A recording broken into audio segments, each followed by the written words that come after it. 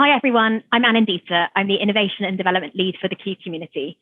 Welcome to this session on enabling effective collaboration between patients, staff and communities. Supported by Q, National Voices are exploring the structures and mechanisms that need to be in place for improvement teams and patients to work together better. Today, we'll be hearing from Rachel Matthews, Programme Manager for National Voices, to bring to life some of the emerging themes and factors from this work so far, which we hope will inform your practice engaging with patients, service users and communities. So Rachel, can you tell us a little bit about National Voices and who's involved in this work?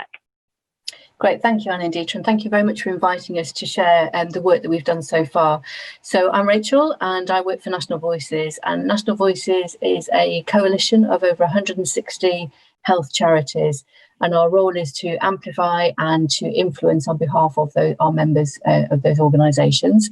And I wanted to introduce the people who have been working with me, who obviously are not on this video, but very, very instrumental in the work that we've been doing since June. So you can see them named there, and I just want to make sure that they are thanked for their contribution to date. And they are really helping to shape this work as we move through into the last couple of months of working on some of the options and recommendations. And in a moment, we'll talk through where we started from and where we have got to in this work. Brilliant. So I think we know that the way that we work together with patients and service users in improvement can be a bit patchy, and good practice doesn't really spread as far as we would like. And you've been approaching this work using appreciative inquiry, which is a strengths-based positive approach, which I know many key members have taken part in. So perhaps you could start with what you see as working in collaboration. Absolutely, and I think it is important that the appreciative inquiry does reveal that lots of things are working. So I'm just going to move us to the next slide here. And I think the first thing to say is that we absolutely value the insight that people bring with lived experience and from all different types of backgrounds, and that people do understand the importance of collaboration. And I know that that's something that the Q community have spent quite a lot of time thinking about, and I have been doing lots of ways of collaborating over many years. I feel though there is a desire, and I think the advisory group would support that, is that we can do it better, particularly when we are including people who don't necessarily have a professional background or are not as familiar with the healthcare system as we are. So we do need to think about how we broaden that offer. And I suppose moving to the next slide, just to restate that issue, is that the way that we work together with patients and service users and communities can be patchy, and that practice doesn't spread as far as we would like. And importantly, this last sentence here, really, some individuals and groups are not accommodated or included in ways that work for them. And that's thinking back to the appreciative inquiry method, is where we have wanted to place our focus, is who are the people who are underserved and underrepresented in this collaborative work. So in the work that we've been doing, so since we started working together in June, what we have completed is some desktop research. So we've looked around at the evidence and the literature. We've had a number of conversations with different groups and organisations, particularly from the voluntary sector. We've had lots of discussions in 7 of our advisory group meetings. Now we've met 7 times to really look at all of this evidence together, and also to, I suppose, take opinion from a wide range of people. And we've completed a couple of co-design workshops as well. So you can see here on this slide that there are a number of limiting factors and themes that are emerging. So whilst I've put them on this slide as limiting factors and themes, I think we probably would say that the organisations and teams that are getting this right are paying attention to these issues. And again, I'll just pause there for a moment in case there's any response to that, and then we can carry on the conversation. Brilliant. I wonder if you could talk through a little bit more around the knowledge factor. So on your slide, it mentions explicit, implicit and tacit knowledge. I wonder if you could talk that through a little bit more detail. Yeah, thank you very much, Anindita. And I think that's a really important feature of this. I'm sure those of you who are familiar with engagement and involvement, and particularly around the research evidence and literature, there's a lot that's placed on, for example, structural factors, issues around, for example, good practice guidance and toolkits. But actually, I think as we've been talking with people, we think there's a type and form of knowledge that is not really being tapped into. So often we find that people have experiential knowledge of either being involved and contributing their experience, or for people who are actually coordinating those approaches, they have a lot to share. And it's a sort of knowledge that isn't easily captured, for example, in a toolkit, it actually comes through experience. And I think there's something we really need to consider within the hierarchy of evidence and knowledge. It is how we pay greater attention to that and how it can complement other forms of knowledge which are more explicit and even implicit knowledge. So I think that is a really important feature of where we think something is missing, is the contribution of that type of information. Brilliant. And the other one I just wanted to pull out a little bit more was the rules and rituals of engagement, and how you think that plays out in collaboration between patients and healthcare professionals. Thanks. And again, that's another important one. And I think if you have maybe an interest in, for example, something like anthropology, we do notice that people behave in particular ways depending on, I suppose, how people have been socialised. So, for example, those of us who might have worked in organisations and institutions are much more comfortable with formal ways of doing things. So, for example, being in a meeting or being in a committee where there are papers that are sent in advance, where there's a particular way of introducing people, can be very familiar. But for some people, that is not comfortable at all. So, every team will have a culture, organisations have a culture, and it's almost like trying to, I suppose, find your way with what feels like an unspoken language at time. So we need to be better at almost sort of noticing those rituals. And when we want to work together for people from different sort of backgrounds, is we may have to work out what is our shared ritual of how we work together. So when we come together to collaborate, what is it that we find works for all of us in that moment that may draw on existing rules and rituals, but actually are adapted for what is needed in that moment. And I guess the other thing that would be helpful to draw out is, obviously, you've mentioned equality, diversity, inclusion, and racism as limiting factors, and that has been brought to light, I guess, this year more than ever before. So I wondered how that has impacting some of the work that you're doing through this time. Yes, absolutely. And I'm sure many people who are watching this will be very familiar with this topic. And I think in line with a lot of issues around engagement involvement, I think we would say that there has been a lot of reports and a lot of investigations into issues around equality, diversity and inclusion.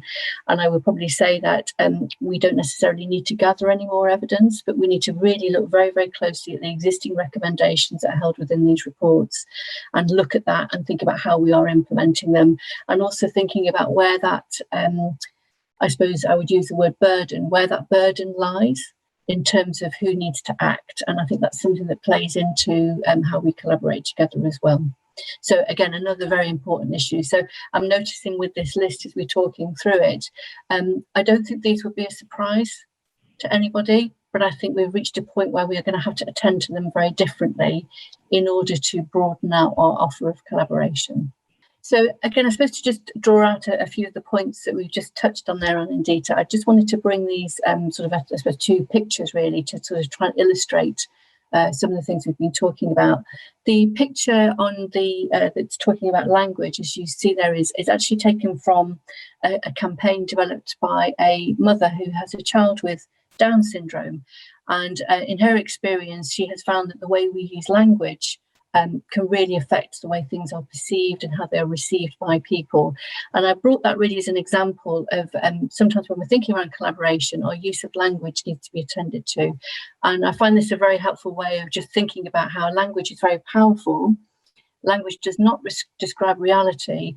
Language creates the reality it describes. So how we work together and the labels and words that we use can either be inclusive or actually can lead people to feel excluded.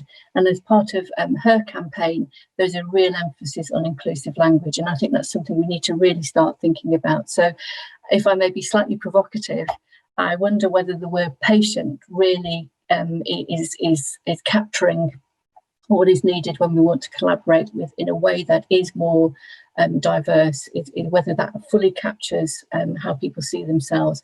And that, I suppose, takes me to the second picture. This has come from a very recent campaign we've been running at National Voices that has come out of listening to people who've been affected by the COVID pandemic. And I think that people really, really strongly want to feel that they're not being labelled in a particular way. So the picture there is representing how sometimes we can reduce people's identities down to something very, very simple. when in fact actually we really need to see them fully as people, and I'm sure that the picture there will speak for itself. So I just wanted to draw out those two things in particular, is how we use language and how we talk about and see people will really play into how we collaborate together. So just wanted to place that emphasis there and encourage you. I've put a little link with the language card there if people are interested to see that campaign, because it's a really good example of language that sometimes can be very lacking in thought, and the way that it's received can be quite damaging. So it's something to be very aware of when we're collaborating together.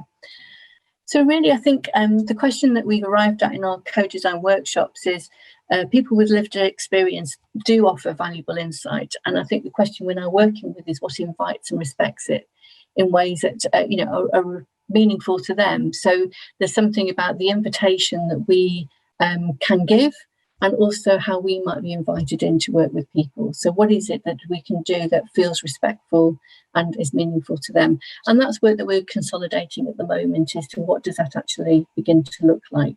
And I suppose this next image really is, I was really reflecting about, I suppose, my experience over many years working around engagement and involvement. And I think it can sometimes begin to feel a bit like, as we get closer to bringing people into teams, we have some sort of process that seems to narrow down how people are involved, or who gets involved.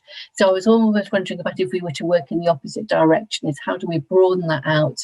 How do we include more people, and how do we include more people from backgrounds that are currently not well served? So that's the next stage that we're at with this work, is to begin to think about what are the mechanisms that do that, and to think of this less as a narrowing way of thinking about collaboration, and something that becomes a much broader perspective around that. So where we've arrived at from our inquiries since June is really to think about how we may reframe collaboration. So again, we've been working around engagement and involvement and co-production and co-design, but I just wonder whether we need to think about some of this differently. And you'll see from this list of points here, there are a number of things that probably won't be a surprise, but there are things that we probably need to attend to better. So for example, there's the relational and the interactional, how we might broaden the invitation and the offer to people, how we talk and walk inclusion, going back to the points we've raised about the recommendations in certain reports, and how we move towards an asset-based approach. Can you talk, Rachel, a little bit more about what you mean by relational and interactional in this context? Yes, thanks, Anandita. And the relational and the interactional really is about how we pay attention to how we build relationships, how we maintain them, and how we interact with each other to form a really important foundation of collaboration. So one of the criticisms that's often levelled at engagement and involvement is tokenism. And I would say that tokenism comes out of episodic encounters where they are done very, very briefly, usually with some sort of transactional purpose in mind. Relational and interactional really means about how do we form a relationship that we see carrying on for the long term, and that evolves together. So how we get to know people, how we see what they can bring, and how we interact. For example, the language that we use that I talked about earlier on, what makes people feel like they are included, does need to be a pay attention to.